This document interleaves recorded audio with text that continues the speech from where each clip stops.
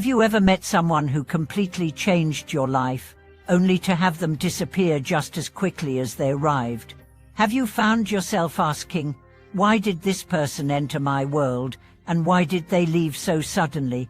Welcome back to the channel. It's always a pleasure to have you here. Today, we explore a question that has stirred human hearts for generations. Are the people we meet just coincidences, or is there something deeper, perhaps a mission, behind every encounter? This conversation dives into the profound wisdom hidden within what we often brush off as chance. In life, we meet thousands of people.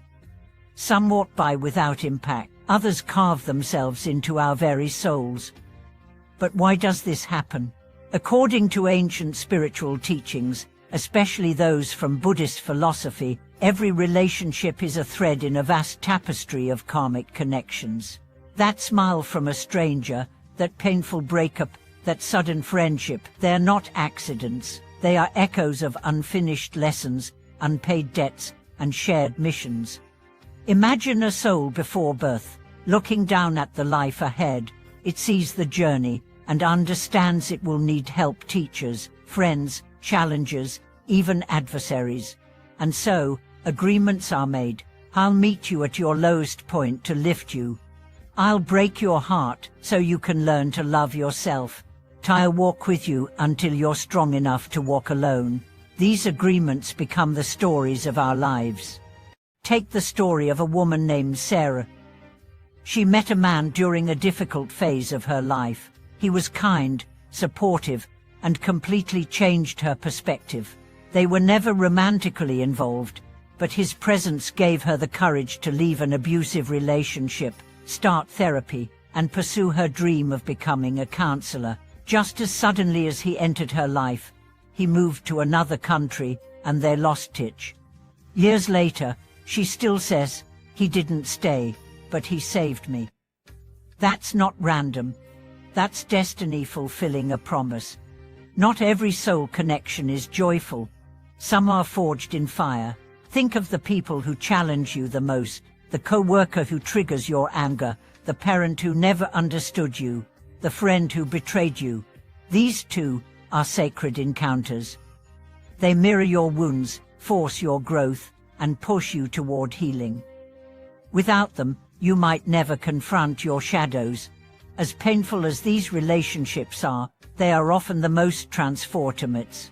There's a powerful Buddhist teaching that says, your greatest enemy may have been your best friend in a past life, agreeing to return as your adversary so you could awaken.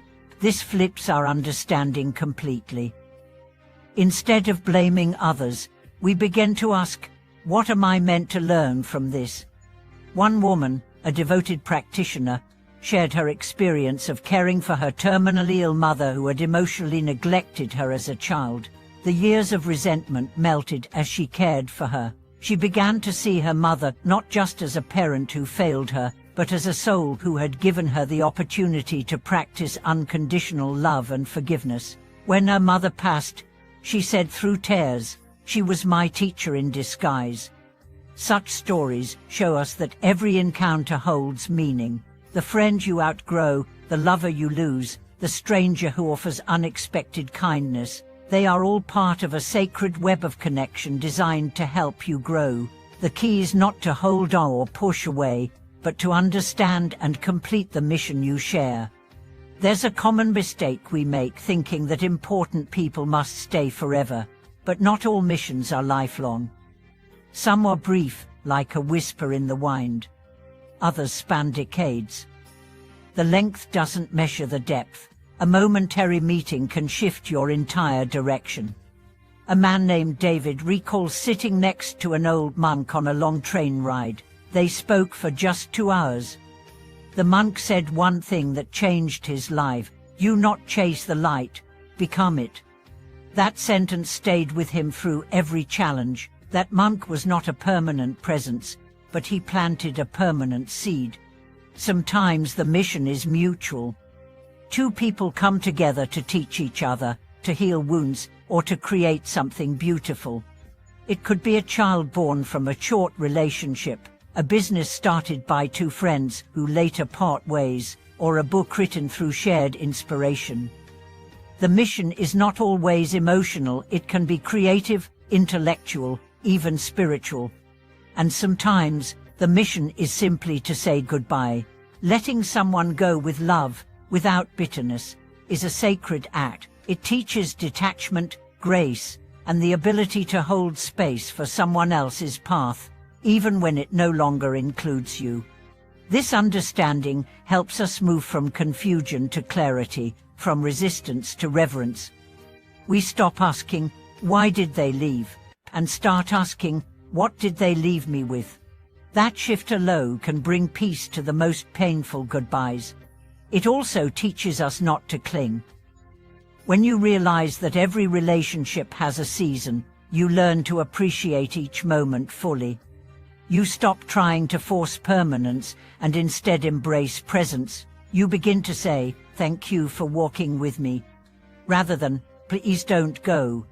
There's wisdom in the saying, people come into your life for a reason, a season, or a lifetime.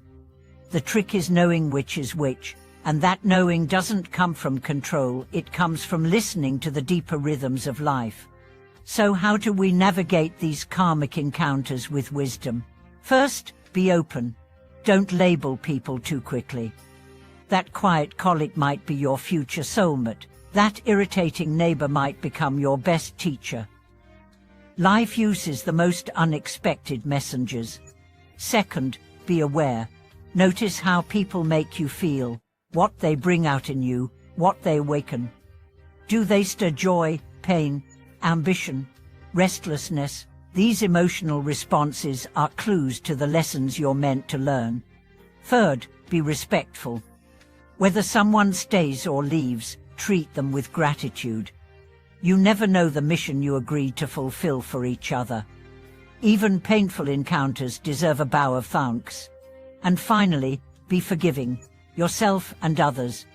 No one completes every mission perfectly. We make mistakes, we miss lessons, we hold on too long or let go too soon. But every step, every stumble, is part of the unfolding.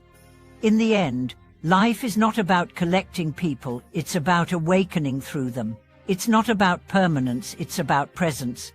And it's not about controlling the story, it's about honoring it, with all its beauty, its heartbreak, and its mystery. Thank you for watching this video. If you've ever had a powerful encounter that changed you, or let go of someone with gratitude rather than grief, I invite you to share your story in the comments. Let's build a space of remembrance, reverence, and deep connection. Don't forget to like, comment, and subscribe for more insights that help you walk your path with awareness and grace.